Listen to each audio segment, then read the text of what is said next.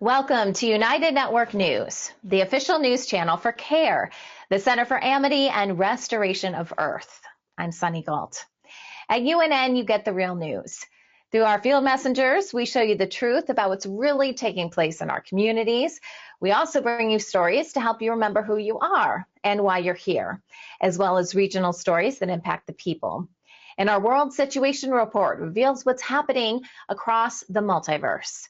We are here to restore Earth. In the U.S., it is Wednesday, July 3rd, 2024.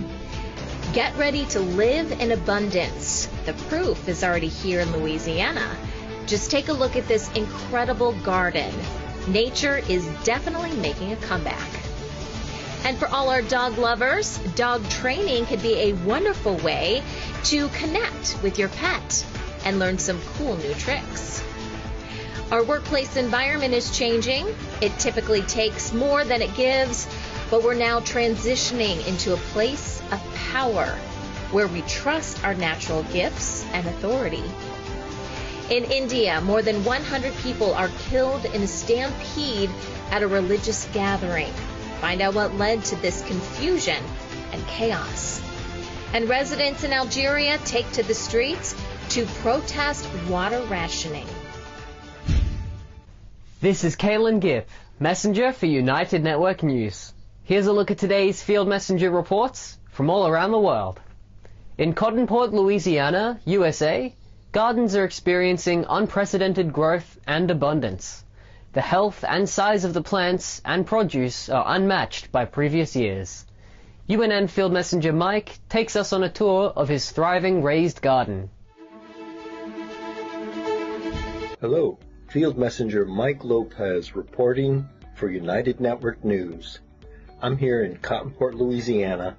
What I want to show you today is I want to show you what's happening in the garden. Let's go take a look.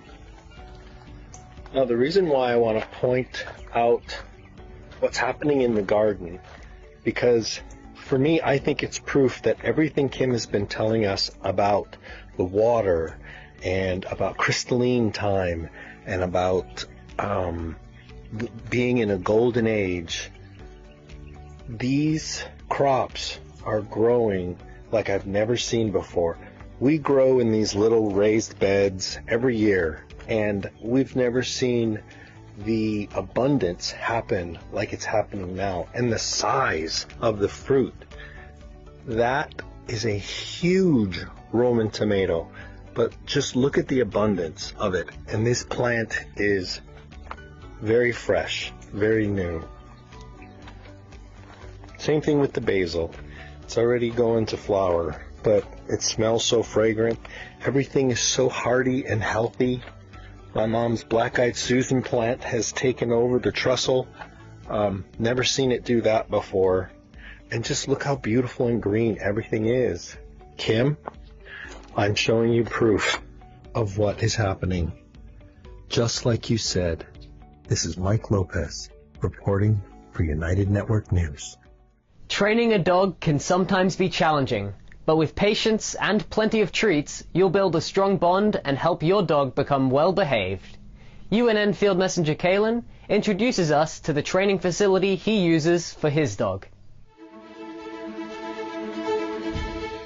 Hi there, Calen reporting from Melbourne, Australia, Field Messenger for UNN. Today I would like to share with you where my dog goes dog training. We take Sniper, our Rottweiler, every week for training at K9 Resolutions, where he is taught many different skills, like how to walk with a loose lead, stop and start at command, leave, Sniper, great, and even shake your hand. You train with other dogs and their owners and learn the skills of the class, learning more advanced lessons as you go. If your dog is like Sniper, some skills may take longer than others, but he learns eventually. K9 Resolutions offers group training with fully qualified trainers, mini classes and even private sessions. if you'd like to accelerate your dog's obedience. But thanks to his hard work, with his training, traces of improvement can be noticed. So even if it takes quite a while, dog training is a great way to connect with your four-legged friend and learn a few skills that you never knew a dog could do. Sniper seems to enjoy his time with canine resolutions, and perhaps you may have similar groups around your area. Thank you for watching. This is Field Messenger Calen from UNN, sending love and light your way. We want you to become a UNN Field Messenger. These are everyday people just like you who want to make a difference in their community. You don't need any special training or equipment. Just use the camera on your mobile phone and show us what's happening in your area. You send us your videos, and our production team will create the report for you. Our new website is now up and running at unitednetwork.earth. You can submit your Field Messenger reports directly through the Field Messenger tab at the top of the page. You can also email your reports to our new email address at fieldmessenger@unitednetwork.earth. Hey, I'm Kirsten from Switzerland. This is Wayne from Tucson. Hi, my name is Desmond from Ghana. I am Claudia from Dawsonville, Georgia. I'm Marky from Pretoria, South Africa. Hi, I'm Steve McGrath, Fort McMurray, Alberta, Canada. People from all around the world are coming together. Happy day, beautiful world. We are here in a rather small urban garden, and this video is just to show you the joys that we've had in this garden with electric gardening. When news happens in their area, they show us what's really going on. We have people in the streets protesting for and against. At United Network News, our field messengers are changing the face of news. This is Field Messenger Helen reporting with nature, and I'm going to talk to you about the bees again. Take the next step in restoring our planet. Become a UNN Field Messenger today. Hi, I'm Stephanie from South Africa. If it's going to be, it's up to me. If it's going to be, it's up to me. It's up to me. It's up to me. It's up to me. It's up to me. It's up to all of us. We're UNN, and we're taking back the news.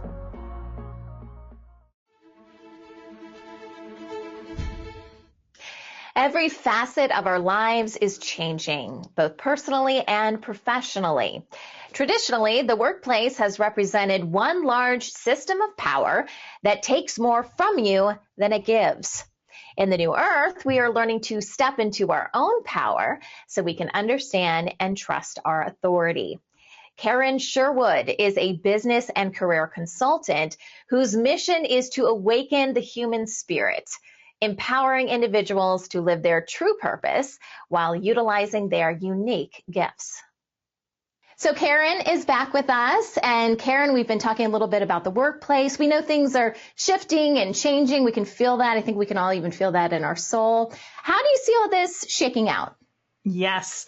Well, one of the things that we are shifting from and shifting into is we're shifting out of what's known as the era of planning. And the era of planning was a time where it's much more logical, diving into developing our skills. It's really based on the bargain. And if you take a look at the workplace is all about a bargain. And what I mean by that is you get hired, you sign a contract, and it's you do X, for this amount, and vice versa, right? So you're really, the connection is really through the bargain. So you're all actually working with people that maybe you wouldn't even connect to on a personal level, but everyone has this bargain that we're going to work together.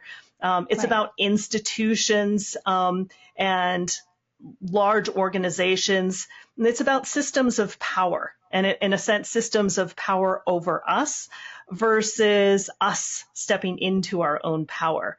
And it's about trusting authorities. And it's really, in a sense, working alone, in a sense, for the good of the tribe, for, the good of the organization, for the good of the family. But in many respects, we're sacrificing ourselves. And that's where we've been. Yeah. Now, where we're moving to, and this is a major, major shift. It's, in a sense, instead of from the outside in, which is what it has been, it's more of the inside out.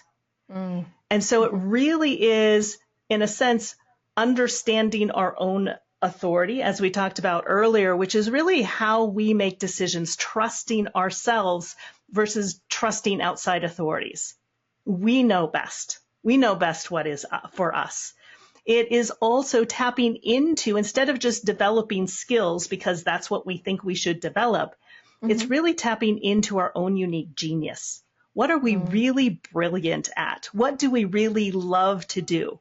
In many respects, we've never been able to do that in the workplace to the full extent. Some people are lucky and find a job that they truly love and are passionate about, but most people, do what they love on the weekends, and then they have the drudgery of work every week. Yeah, and then they live for the weekend. Exactly. Yeah. And what I see going away is this separation between work and life. That really work is being of service. And when you're doing the work that you love, and you love the work you do, you're not working a day in your life because you love what you do. And I think part of the problem is that we've compartmentalized ourselves. And we're one person at work where we have to shut down a lot of ourselves, and we're another person at home. And sometimes they don't match, and sometimes, feels a little chaotic. And so it really is melding the two. So we're doing what we love, loving what we do, that there's an abundance of spirit, that we really are passionate, and not just liking what we do, and not just doing what we do because we have to, because it fulfills our spirit. And that's part of our own unique sovereignty as well. If we're not doing that, we're not truly living. And it's about self-empowerment and really owning who we are as individuals. And when we can do that, we can connect and bond and work with people at a whole completely different level, because we can then connect, in a sense, through frequency, if you will. We can choose who we want to work with rather than being forced to work with people. So we really align ourselves with people who have the same values, have the same passions, and then we can all together work for something bigger than ourselves, working together really, in a sense, as a family.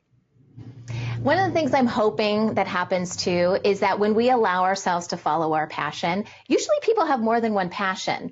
And I think for a while, and this has transitioned in the last, 10, 15 years, but it used to be that you worked one job and that's all you did. And you worked, until you got your little retirement watch or pen or whatever it was. And that was it. But I have heard that other beings on other planets actually operate very differently, where they'll try something for a while and they do get a lot of fulfillment out of it. But then they might, just change things up and do something different. And if we are always following with what we're passionate and excited about, as opposed to just thinking there's only one way and, I'm this and I've been a teacher my whole life, I will always be a teacher, or whatever it is, that can give you fulfillment. But there's other things that might fulfill you as well, and, just bring more joy to your life. So I hope we start to see more of that. I think we will. I think we will. I think whether we like it or not, and hopefully we like it, we're moving in that direction. And for me, that's what's really inspiring, is that I think regardless, in a sense, the background frequency, the energy that's surrounding us is moving us in that direction. However, like I mentioned before when I spoke about that quote, we're also lost in dependency. So it's really relearning how to trust ourselves, relearning what we're passionate about, relearning what we really want, and allowing that to be. Women 50 and older are Britain's largest workforce. Employers and unions are creating menopause-friendly workplaces, aiming to help older women remain in their jobs in a healthy and comfortable way. The policies include manager training, awareness programs, and paid time off for thousands of women in various professions. These measures are designed to make menopause support as routine as parental leave, ensuring older women feel welcomed and accepted at work. An online lifestyle network for women 40 and older offers advice for businesses on supporting menopausal employees. Recommendations include symptom checklists, access to medical help, flexible working hours, and comfortable office environments. The hope is these changes will help women stay in the workforce longer as their needs are recognized and supported. In Milan, Italy, modern interior designers are repurposing organic materials such as orange and lemon peel and coffee grounds to create artistic lamps, clocks, and furniture. The Italian company Krill Designs processes these waste products into 100% organic biomaterial. The process involves turning dried orange, lemon, or coffee waste into a powder, which is then mixed to form a paste. This paste is molded into threads used in 3D printers. Items produced include stools, bookends, buttons, and photo frames, as well as home and office furniture. These ultra-modern products are sustainable, durable, and respect nature.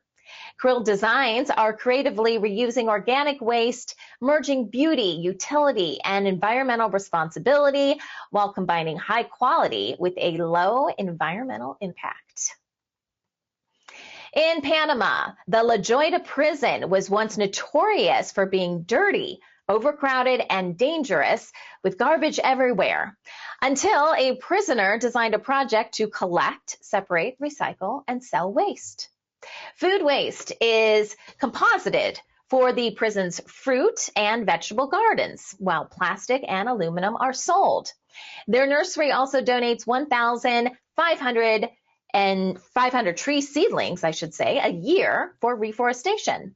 500 prisoners now recycle 80% of the prison's waste in return for reduced sentences. This project is active in 4 other prisons in Panama, and other South American countries are interested as well.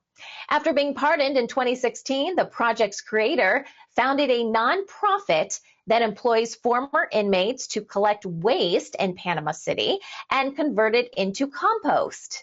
These ex-prisoners earn a monthly salary for 6 months and receive a reference to facilitate job hunting.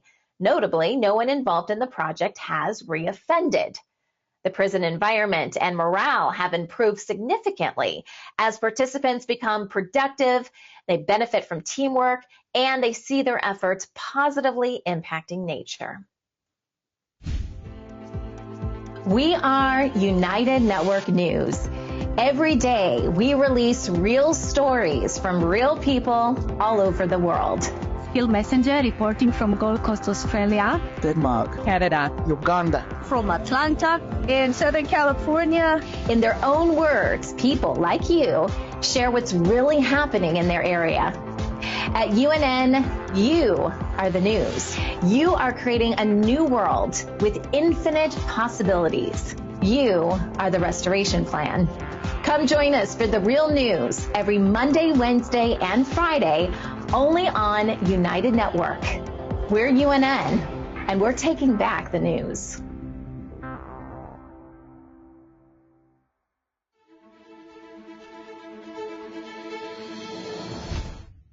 At least 116 people, many of them women and children, were killed in a stampede at a religious gathering in northern India.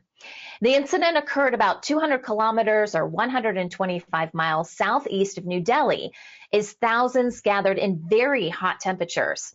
The stampede began as people pushed toward the stage to touch a preacher, causing confusion and chaos. Authorities suggest overcrowding and people slipping in wet mud or while seeking water may have contributed to this tragedy.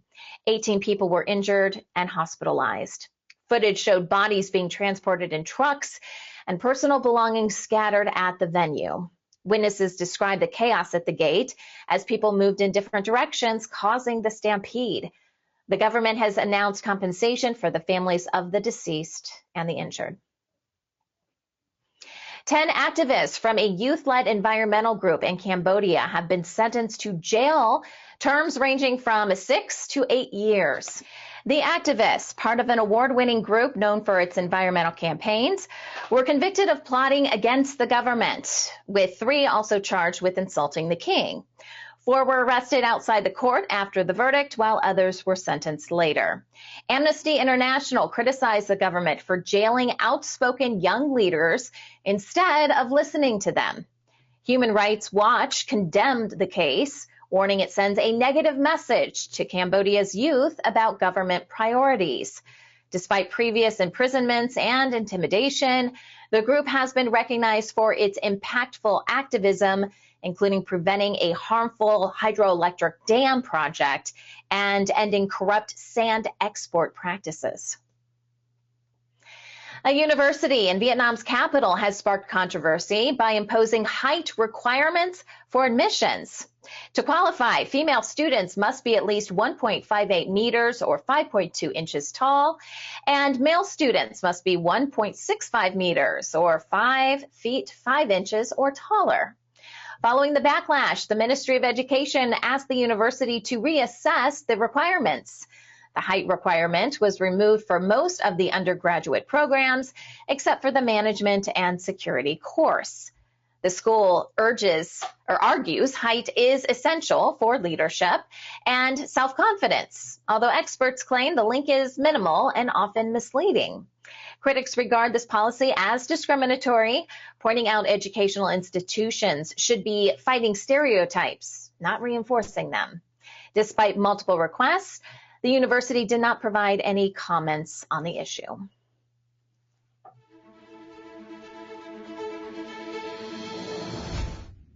The Australian government has more than doubled the cost of student visa fees for international students, effective July 1st. This increase is intended to fund educational initiatives such as reducing graduate debt and supporting apprentices. Student representatives argue the higher costs, combined with high deposit requirements, place additional strain on international students and may push them to seek education in other countries. The decision comes at a time when the international education sector is already experiencing a slowdown in visa approvals. Critics warn the change could damage Australia's $40 billion international education sector and affect relations with Indo-Pacific neighbors. The fee hike is also part of broader government efforts to manage net migration, which reached a record high last year. Australians with solar panels are facing new costs due to an excess of daytime solar energy. Starting this month, households in parts of New South Wales will face new charges for exporting solar power to the grid between 10 a.m. and 3 p.m. Homes that export over a set threshold may see a reduction in their feed-in tariffs. Also, there are incentives for supplying power during peak demand times, which are between 4 p.m. and 9 p.m. Although currently affecting only New South Wales, South Australia, and Queensland, might revise their tariffs in 2025. Consumers are advised to shop around and take advantage of retailers' cash incentives to minimize their power bills. Experts emphasize the benefits of solar power still outweigh the challenges despite the new costs. Australia is experiencing a drop in life expectancy for the first time since the mid-90s. A recent report indicates men can expect to live around 81 years, while women can expect about 85 years. This decline, partly attributed to the COVID-19 pandemic, highlights how the nation's aging population is increasingly living with chronic diseases and spending more years in poor health. Chronic illnesses like depression, anxiety, and dementia are also on the rise, affecting a significant portion of the population. Experts are concerned about the increasing burden on the healthcare system, especially in primary care. There is a call for better allocation of resources to manage the growing number of people living with multiple chronic conditions. The situation mirrors global trends, with similar declines in life expectancy observed in countries like the United States and the United Kingdom.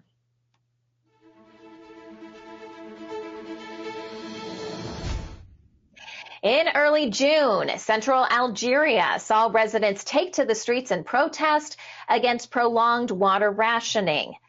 Demonstrators blocked roads and burned tires in response to months of water shortages.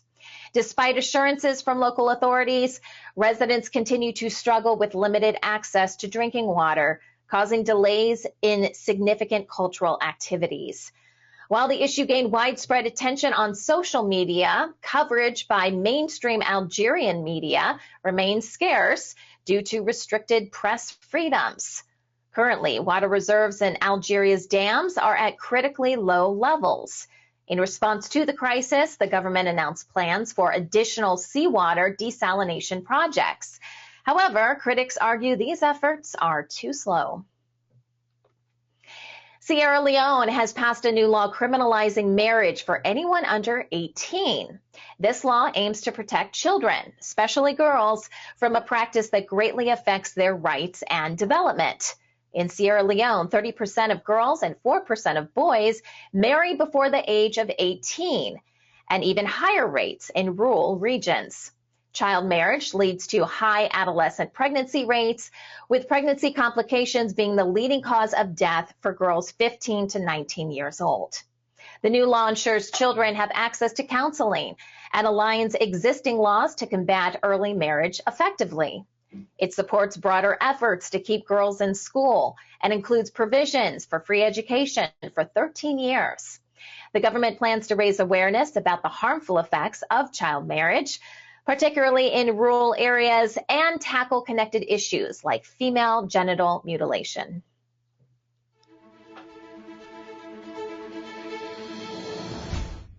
Sweden introduced a new law allowing grandparents to take paid parental leave for up to 3 months of the child's first year. Parents can transfer up to 45 days of their leave per child to grandparents, or 90 days if they are a single parent. This change comes 50 years after Sweden introduced paid parental leave for fathers. Under this system, Swedish parents receive 480 days of parental benefit per child, with compensation based on their full income for 390 days and a fixed rate for the remaining 90 days.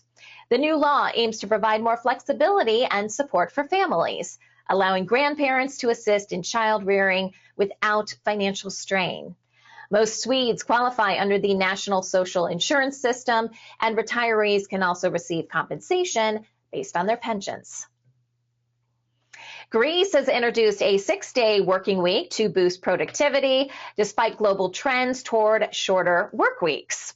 The government's move applies to private sector jobs providing 24-hour services. Workers in these sectors may work 2 additional hours each day or an extra 8-hour shift, earning a 40% pay increase. The Prime Minister justified the move due to Greece's shrinking population and skilled worker shortage. Unions have criticized the measure as barbaric, arguing it undermines workers' rights and leads to exploitation. Critics highlight Greece already has the longest working hours in Europe at 41 hours per week and should focus on better work conditions rather than more hours. The reform claims to address unpaid overtime and undeclared work and has spurred protests and concerns about legal protections for workers. The UK's Alcoholics Anonymous organization is advocating for driving license changes to enhance road safety for young motorists. The proposed graduated driver's license aims to enhance road safety by restricting same-age passengers for newly qualified drivers during the first 6 months after passing their test. This initiative follows alarming statistics showing 1 in 5 drivers crashing within a year of obtaining their license. Each year, road traffic accidents result in the deaths or serious injuries of 1,500 young drivers. The organization estimates the graduated driver license could prevent 20 to 40% of serious road traffic accidents. Despite strong public support and a petition with more than 24,000 signatures, the government has not announced plans to implement these measures.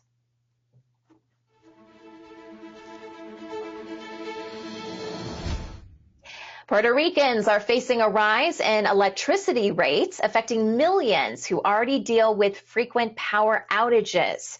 This change impacts households connected to a deteriorating grid, lacking proper maintenance since a major hurricane years ago.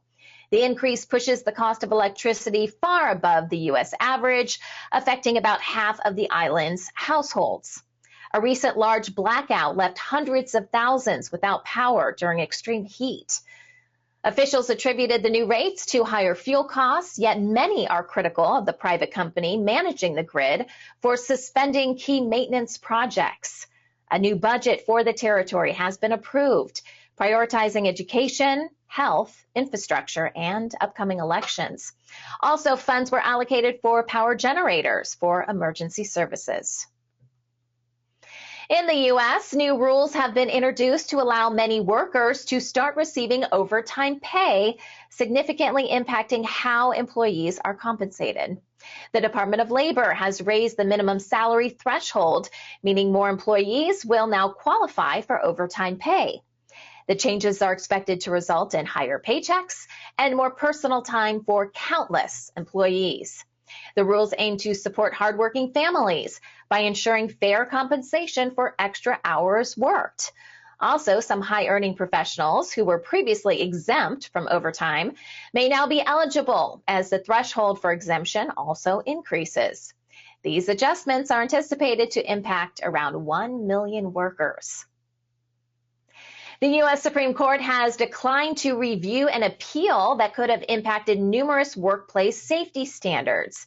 The case claimed Congress unlawfully transferred its legislative powers by allowing the Occupational Safety and Health Administration, or OSHA, to establish such standards. This decision maintains current safety regulations, as the court had previously allowed agencies significant freedom in defining their authority. Opponents of federal regulatory power had hoped the court would revive an legal theory last used in the 1930s, which could limit governmental oversight.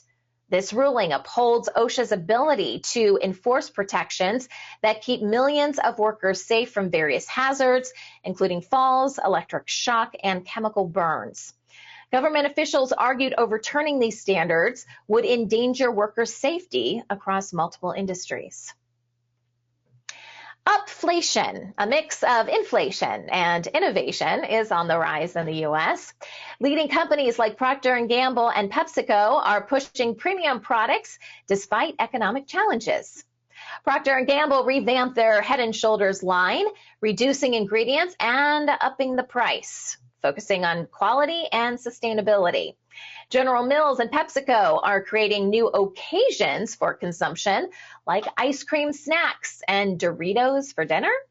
Creative marketing strategies such as Conagra's campaign promoting frozen vegetables as waste reducing are driving sales. Companies argue consumers are willing to pay more for innovative, high-quality products, even in a tight economy. This trend reflects a shift toward premium offerings as brands seek to maintain revenue in a fluctuating market. We have an exciting new announcement. We have launched a new global TV service specifically for the UNN community. Thousands of live TV channels, 60,000 movies on demand, over 30 languages, and live sports from around the globe. Between all the separate streaming services and cable for live TV and sports packages, it could cost well over $200 a month. But now with United TV, you can have it all for only $15.99 a month. Go to unitedtv.org and check it out. Get so much more for so much less. Want to share news from UNN? Help us change the face of social media and use it for good. Connect with us through our online channels. Our social media team creates clips from each newscast you can easily share with people you care about. That's also where you'll find our UNN Meme of the Day, a great way to encourage critical thinking. Links to all our social media sites are available at the bottom of our website at unitednetwork.earth. Let's change the face of news together. Kim is on high alert today and very busy due to rumors of a market crash tomorrow and several deep state operations in progress. She will join us on Friday for a full update on all the events that have taken place over the last few days. And that wraps up today's news update. Please share UNN with your friends and family. We need everyone to come together and help restore our planet.